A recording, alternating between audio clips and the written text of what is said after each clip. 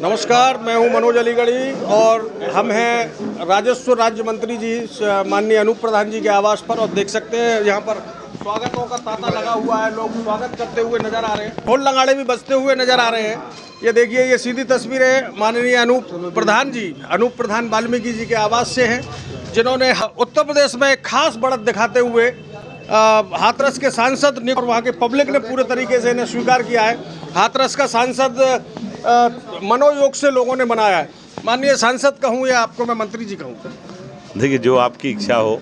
मैं भारतीय जनता पार्टी का और राष्ट्रीय लोक दल, और मैं समझता हूँ मैं एक कार्यकर्ता हूँ, तो कार्यकर्ता कहें तो मैं समझता हूँ ज़्यादा अच्छा है।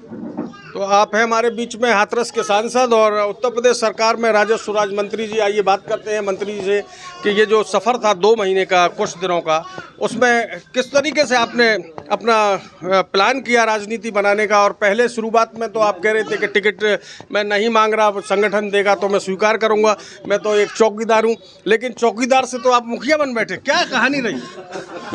देखिए, निश्चित ही इसमें कोई दो राय नहीं कि मैंने एक बहुत ही साधारण से परिवार में जन्म लिया और मेरे परिवार में राजनीति में कोई भी, मैं हमेशा एक चैनल के इंटरव्यू में मैंने कहा कि मेरे परिवार में कभी भी कोई राजनीति में कभी पंच भी नहीं रहा। लेकिन चाहे हाथरस लोकसभा क्षेत्र की महान जनता हो और चाहे खैर विधानसभा क्षेत्र की महान जनता हो, इन्होंने हमेशा ही मुझे अपना स्नेह और प्यार देने का काम किया। और देखिए, फिलहाल मैं बात करूं हाथरस लोकसभा क्षेत्र की, तो मेरे जैसे कार्यकर्ता को भारतीय जनता पार्टी ने और जो हमारे सहयोगी दलों ने, उन्हें मुझे भारतीय जनता पार्टी का प्रत्याशी बनाया। और जैसा कि वो मैं पहली बार लोकसभा क्षेत्र का, क्योंकि मैंने विधानसभा के 3 चुनाव लड़े, तो मुझे बहुत ज़्यादा अनुभव भी नहीं था, लेकिन पार्टी ने मेरे जैसे कार्यकर्ता पर। अभी मान्यवर आप कह रहे थे मेरे घर में कोई भी चुनाव नहीं लड़ा था, मैं काफ़ी कमज़ोर फैमिली से था, 3 चुनाव लड़ चुके हो। आखिर ये कमजोरी कब तक रहेगी? देखिए, मैं बिल्कुल ईमानदारी और निष्ठा से कह रहा हूँ ये बात कि मेरे परिवार में कोई मेरे सिवा कभी ना कोई प्रधान रहा, ना कभी कोई पंच रहा। लेकिन मैंने 2005 में राजनीति की शुरुआत की और लगातार, मैं समझता हूँ 2005 में मैं जिला पंचायत का चुनाव हारा, 2010 में मुझे ग्राम पंचायत। मान्यवर वो हारे थे, अब की बात करिए। अब कितने लाख वोटों से जीते हैं आप? पब्लिक काफ़ी प्रसन्न है। अलीगढ़, एटा, हाथरस, मथुरा और आगरा की धूल चटाते हुए आपने तो एक कीर्तिमान स्थापित कर दिया। देखिए, अगर मैं कह दूं माननीय मोदी जी के आसपास रहे आप, तो इसमें कोई देखिए कोई धूल नहीं चटाते। ये सब कार्यकर्ताओं की मेहनत और परिश्रम का परिणाम है और जनता जनार्दन की कृपा है। देखिए, वहाँ की महान जनता अगर मेरे जैसे कार्यकर्ता को मत नहीं देती तो मैं समझता हूँ सांसद बनना तो बड़ी बात, हम पंच भी नहीं बन सकते। ये उस क्षेत्र की महान जनता जनार्दन की कृपा थी और कार्यकर्ताओं ने जो परिश्रम किया, ये उसका परिणाम है। और मैं आपका भी, हमारे मनोज भाई ने, मैं समझता हूँ, चाहे पेड़ पे चढ़ के फ़ोटो कैप्चर करना हो और दौड़ के धूप करके जो आपने रात दिन परिश्रम करके मुझे फेसबुक का माध्यम हो, चाहे ट्विटर का माध्यम हो, जो सोशल मीडिया के माध्यम से मुझे दिखाने का काम किया, तो मैं आपका भी बहुत बहुत आभारी हूँ। और इस चुनाव में आपकी भी बहुत, मनोज भाई साहब, अत्यंत महत्वपूर्ण भूमिका है कि आपने भी लगातार मेरे इस चुनाव में तपती धूप में लगातार कवरेज की, उसका भी परिणाम है। और महान जनता ने जैसा मुझे आशीर्वाद दिया, मैं समझता हूँ निश्चित इसमें कोई दो राय नहीं कि 2,47,000 मत अपने आप में बहुत बड़ी बात है। हम सब लोग ये कल्पना भी नहीं कर सकते, लेकिन हाथरस लोकसभा क्षेत्र की जनता ने मुझे इतना असीम प्यार और स्नेह दिया है, मैं उसके लिए, मैं और मेरा परिवार जीवन भर ऋणी रहेगा। और मैं समझता हूँ जो 5 वर्ष का मुझे अवसर मिला है, मैं पूरी ईमानदारी और निष्ठा से जनता जनार्दन की सेवा करने का प्रयास। मान्यवर, सेवा तो करेंगे आप, लेकिन आपकी क्या प्राथमिकताएं होंगी जो आपके लाखों मतदाता हैं और जिन्होंने आपका भव्य स्वागत किया?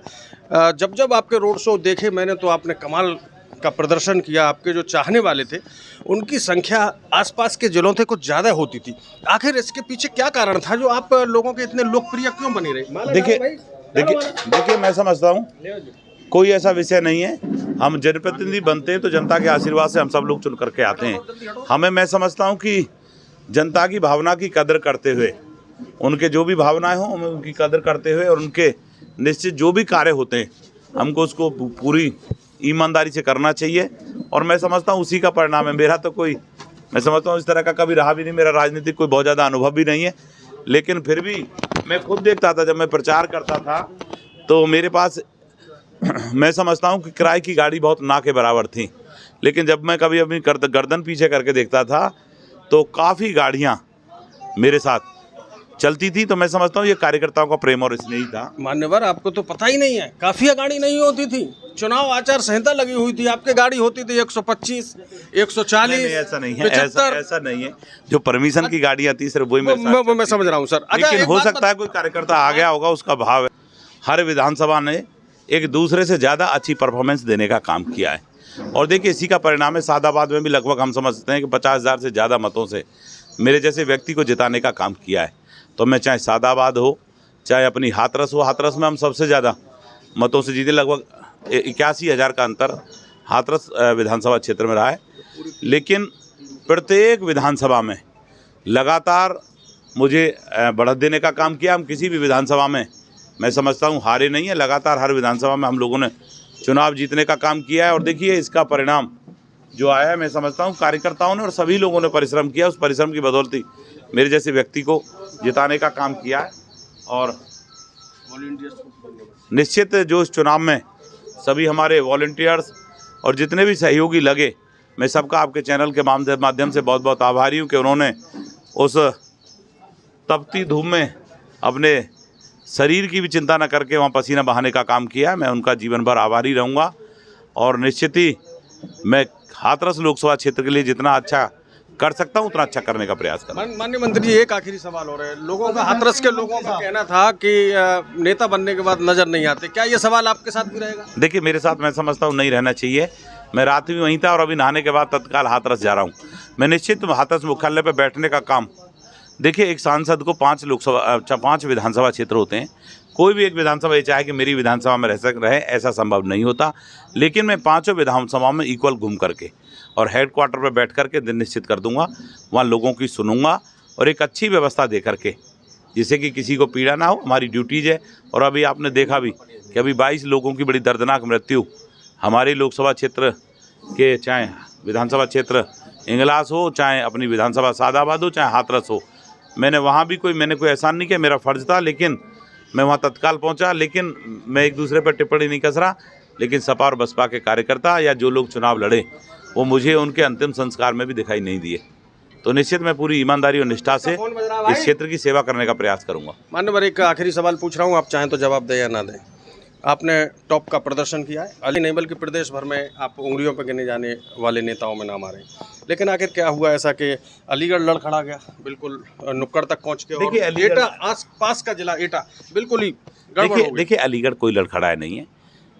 मैं समझता हूं कि लगातार तीसरी बार वो यहाँ से भारतीय जनता पार्टी के प्रत्याशी हैं, और निश्चित इसमें कोई दो राय नहीं। जब हम राजनीतिक क्षेत्र में होते हैं तो अनेकों भूल भी हम पे हो जाती हैं, थोड़ा बहुत वो कारण रहा है। और मैं समझता हूं, देखिए पहली बार वो काफ़ी मार्जिन से जीते थे, दूसरी बार थोड़ा उससे कम हुआ है। अब के नेट टू नेट फाइट रही है, और ये सिर्फ अलीगढ़ पे नहीं रही। आप पर्टिकुलर अलीगढ़ की बात करें तो ये मार्जिन अलीगढ़ का ही नहीं रहा, ये पूरे प्रदेश में इस तरह का माहौल रहा है। लेकिन आदरणीय सतीश गौतम जी ने लोकसभा क्षेत्र अलीगढ़ से सांसद बनाने का काम किया है। मैं इसके लिए खैर की जनता जनार्दन का बहुत बहुत आभारी हूँ कि उन्होंने भी, ठीक है नेट टू नेट फाइट रही, लेकिन फिर भी उन्होंने उस संघर्ष में लगभग इक्वल से रहे। 1000-1200 वोट का डिफरेंस रहा है, खैर में इतना ही अंतर रहा है। मैं उनका भी आभारी हूँ। मुझे बाबूजी कल्याण सिंह जी की याद आ रही है। देखिए बाबूजी कल्याण सिंह जी ने कहा था, सतीश गौतम सतीश गौतम सतीश गौतम, जो कहा था वो पूरा कर दिया। अगली बार की कोई गारंटी नहीं है। मेरे साथ थे माननीय अनूप प्रधान जी, राजस्व राज्य मंत्री जी। जो भी श्रोता और दर्शक हमें देख रहे हैं, और मंत्री जी के कोमल हृदय और सरल स्वभाव के लिए ये जाने और पहचाने जाते हैं, और यकीनन आपकी कसौटी पर खरे उतरेंगे। जो भी लोग इस वीडियो को देख रहे हैं, कृपया लाइक करें और शेयर करें। मंत्री जी बहुत बहुत धन्यवाद।